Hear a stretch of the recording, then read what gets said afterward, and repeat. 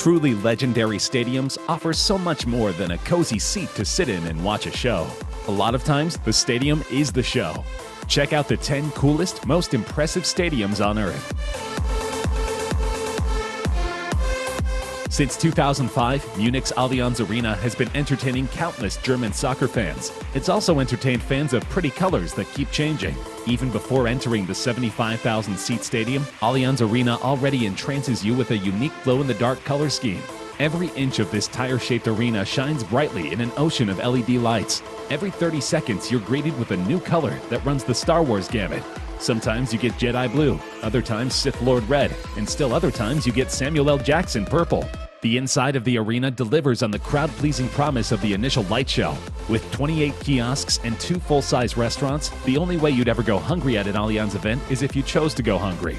There's a kids club, mega store, changing rooms, and offices galore. When watching the football match from afar, you can glance at one of over 750 screens to get a clear idea of what tiny blur of a human is kicking the ball to another tiny blur of a human.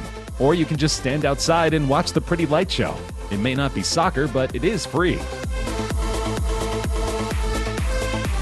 If your idea of a good time is watching the game while relaxing by the water, the float at Marina Bay is for you.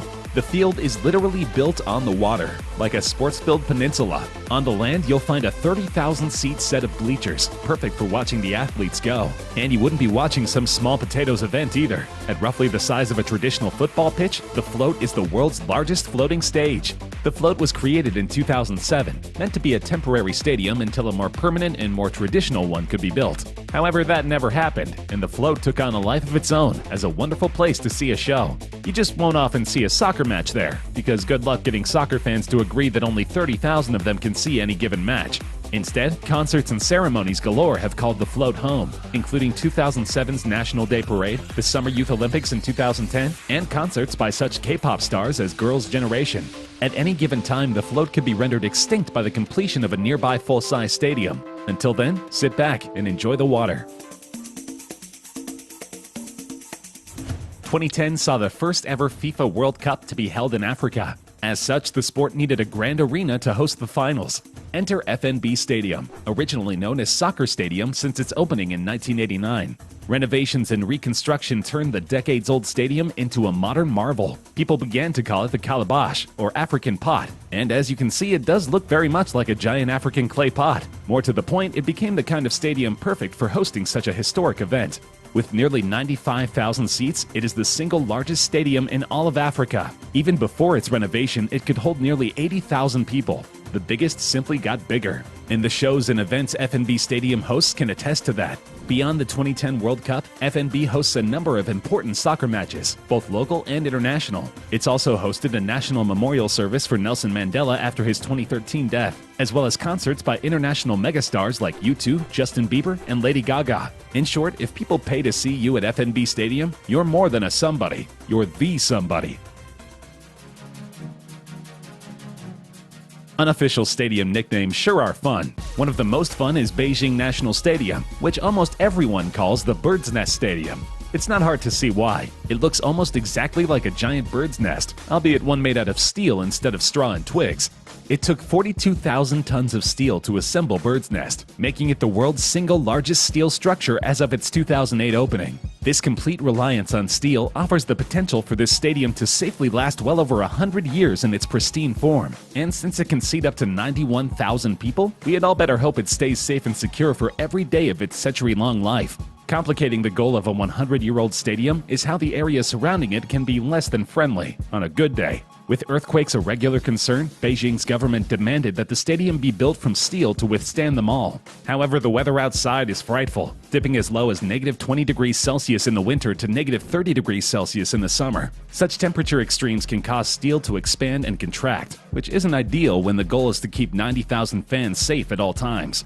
The solution? The construction team actually developed a new kind of steel called Q35. Its low sulfur and low phosphorus content can withstand both earthquakes and fluctuating temperatures, making Bird's Nest Stadium a revolutionary building indeed. Mother Nature clearly stands no chance against the tag team of soccer fanatics and engineering geniuses. Do you love both football and Skyrim? Then Taiwan's Kaohsiung Stadium is for you. Rather than design a traditional closed, rounded stadium, the architects behind Kaohsiung opted for perhaps the most unique design in stadium history. The walls surround three sides of the stadium field, like a horseshoe. But rather than close it in, the wall then juts out, forming what looks a lot like a tail. That, combined with the stadium's panels looking like scales or snakeskin, make the entire thing look like a dragon's tail. Or a question mark, if you're still too traumatized by the Game of Thrones finale to think about dragons. The tail doesn't just look cool, it's literally cool. Knowing how hot summers in Taiwan can get, the tail portion of the roof forms a tunnel under which hot air can pass and cool down, before entering the stadium and refreshing the 55,000 fans in attendance. Feng Shui plus science strikes again. No, not Macarena Stadium, though feel free to pause the video and dance around for a bit anyway. We'll wait. Okay, dance break's over, back to the video. Brazil's Maracanã Stadium has been around for ages. Opened in 1950 as the main venue for that year's World Cup, it is famous for holding the largest crowd to ever witness a soccer match. The 1950 World Cup finals drew over 200,000 fans to Maracanã. How is that possible, you ask? Simple. At the time, the stadium was not actually finished. There were few toilets and much of the stadium didn't actually have seats. Luckily for anybody who wanted to watch World Cup matches regardless of comfort levels, regulations regarding standing room-only crowds were lax, if not completely non-existent back then. So 6 figures worth of people crammed into an unfinished stadium and stood as close together as possible in order to watch the match. Let's hope they all remembered deodorant. Construction finally ceased in 1965, 15 years after the stadium opened. Even still, ungodly amounts of people crammed into the stadium on the regular to see the matches. Over 100,000 people attended a match 284 times in the stadium's history. But that hasn't happened since 1983, and don't expect it to ever happen again. Over time, more and more of the stadium received actual seating. Then, on July 19, 1992, a tragic accident occurred. An entire upper stand collapsed and killed 3 people while injuring around 50 others. That was enough to end SRO altogether and only allow seated patrons. Even still, Maracanã Stadium draws over 78,000 people per match, making it the largest stadium in all of Brazil. Regulations or not, Brazilians love soccer just as much now as they did in 1950. The original Wembley Stadium was born in 1923 and housed events and games aplenty until its retirement in 2000. The new Wembley opened in 2007 and improved on its parent in every way. It seats over 90,000 people, making it the largest stadium in Great Britain. But its sheer size isn't what makes Wembley memorable. The arch does that. Almost the entirety of the stadium's roof is supported by a 436-foot-tall arch that also helps to close and open the roof. Not completely, of course. Even on the worst of weather days, the pitch can and will find itself rained or snowed upon. But the roof does shelter every seat no matter what. So if you're a fan, don't worry about the elements. Plus, the roof does retract enough to allow warmth and sunlight on good days, not to mention when the pitch needs the sun to grow properly. Given its stature, Wembley Stadium has played host to tons of important events across the nation. Its influence even expands globally. Since 2007, the NFL travels there at least twice a year as part of their international series. Thus far, Wembley fans seem to enjoy weird American football just as much as they enjoy their own. In 1957, FC Barcelona realized it needed a new soccer stadium, as their current one could only seat 48,000 people. For a soccer-crazed nation like Spain, that simply would not do. And so they built a new stadium and went as big as they possibly could. Since its inception in 1957, Camp Nou Stadium has been without question the single largest stadium in all of Europe. It can seat around 99,000 people, probably because 100,000 would be bragging. It used to hold up to 120,000 when you factored in standing areas. However, late 90s regulations prohibiting SRO sections meant that 99,000 would forever stay the capacity. Not only is it the largest stadium on the continent, but it's also the best. In 1998, the Union of European Football Associations awarded 5-star status to Camp Nou. The UEFA has since replaced its stars with categories, but Camp Nou still has the highest possible designation, Category 4. Considering the stadium houses a chapel, several VIP lounges, television studios, a medical center, and even a club-centric museum, it's easy to see why. What makes this stadium even cooler is how its nickname, Camp Nou, eventually became the official name. Until the year 2000, the building was officially known as Estadi del FC Barcelona. FC Barcelona held a fan vote to determine the best name, and Camp Nou won with over 68% of the vote. Camp Nou translates to new grounds, which doesn't make much sense since the stadium is over 60 years old. But clearly, to FC Barcelona fans, Camp Nou Stadium will always be their baby.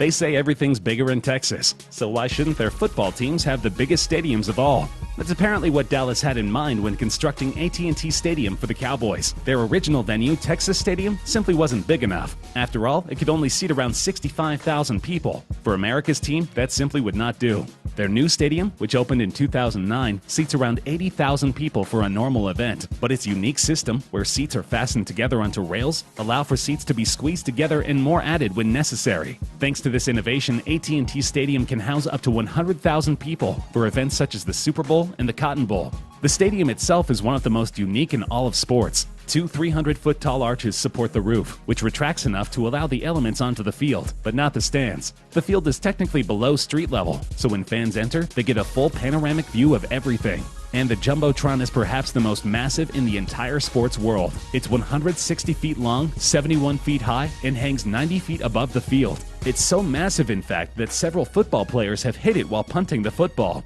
Doing so massively screws up the player's intended field position. But the Tron isn't going away, so the players might as well get used to it.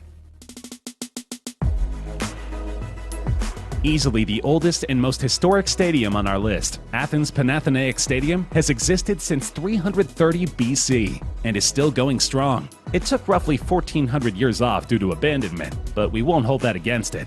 In 300 BC, the Athenian statesman Lycurgus took a centuries-old racetrack and built a limestone stadium around it. 150 years later, a politician named Herodes Atticus renovated the stadium, this time out of marble. By this point, it could seat nearly 50,000 people and became the site for many major events, such as the ancient Olympic Games. Then, around 400 AD, Roman Emperor Theodosius I banned most festivals and games, meaning Panathenaic Stadium quickly fell into abandonment and ruin. It remained a ruin until archaeologists unearthed it in 1835. Quickly, Athens made efforts to rebuild it, efforts which culminated in the stadium hosting the inaugural Modern Olympics in 1896. Panathenaic Stadium is still in use today. It won't likely hold any soccer matches or major concerts, since the field is actually a long, thin racetrack rather than a wide-open pitch. However, it's perfect for events such as archery, basketball, and, of course, racing. The stadium housed several events during the 2004 Athens Olympics, as well as the 2011 Special Olympics World Summer Games. Before that, the 1968 FIBA European Cup of Basketball staged its final at the stadium, where an incredible 80,000 people squeezed into the stands. An additional 40,000 watched while standing. Not bad at all for a non-traditional venue that's been around since Aesop was alive and writing his fables.